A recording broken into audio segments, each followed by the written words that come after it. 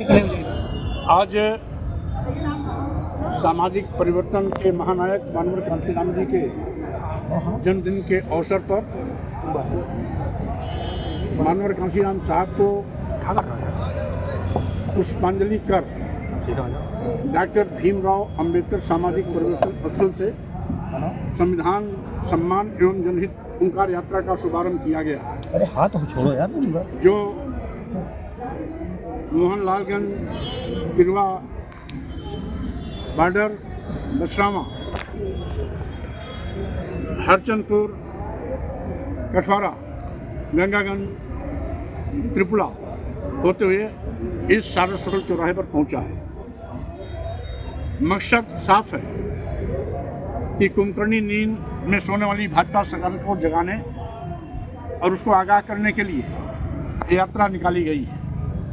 पूरे प्रदेश में यात्रा 9 चरणों में पूरी की जाएगी। आज पहले चरण की यात्रा है जिसमें लखनऊ से शुभारंभ होकर रायबरेली अमेठी सहित प्रयागराज इलाहाबाद एवं मिर्ज़ापुर के समस्त मंडल के समस्त जिलों में जाएगी एवं अधिकांश विधानसभाओं को टच करते हुए पहले चरण की यात्रा 19 की रात पूरी करेगी। दूसरे चरण की यात्रा 2 अप्रैल से प्रारंभ होगी जिसमें बस्ती मंडल और गोरखपुर मंडल लूँगा। उसके बाद अगले मंडल के कार्यक्रमों की घोषणा पहले चरण की समाप्ति के बाद करूँगा। आज भाजपा सरकार मूलभूत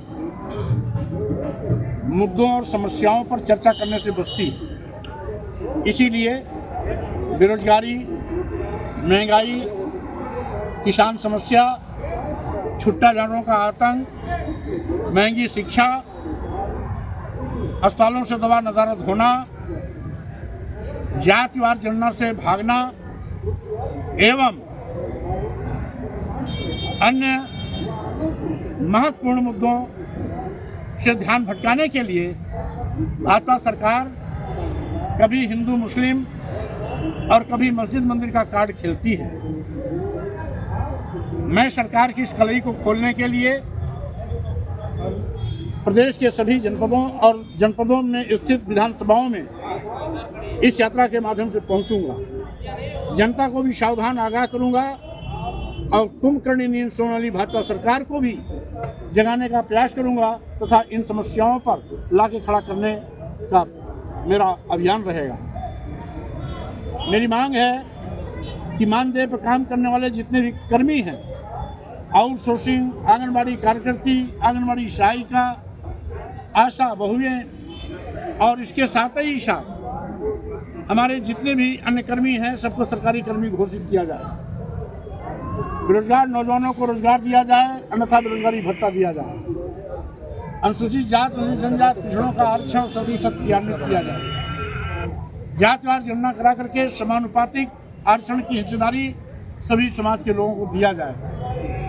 इसके साथ ही साथ किसानों को लाभकारी मूल्य दिया जाए तथा न्यूनतम समर्थन मूल्य घोषित किया जाए एवं छूटा जानवरों पर अंकुश लगाकर किसानों की फसल बचाई जाए।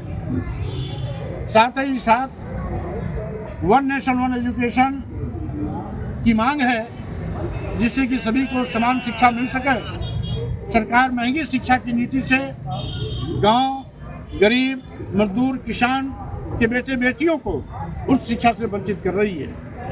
न्यायिक सेवा आयोग की भी मांग करता हूं कि उसके माध्यम से, न्यायिक सेवा आयोग के माध्यम से जितने भी हमारे न्यायालय हैं, न्यायपालिकाएं हैं, सर्वोच्च न्यायालय, उच्च न्यायालय, जिला न्यायालय या अधीनस्थ न्यायालय, सभी में आरक्षण व्यवस्था लागू हो। इसके साथ ही साथ आज अनुसूचित जात, अनुसूचित जनजात, पिछड़े वर्गों एवं अल्पसंख्यकों पर बड़े पैमाने पर जातीय दुर्भावनाओं से हिंसा की घटनाओं में बाढ़ आई है।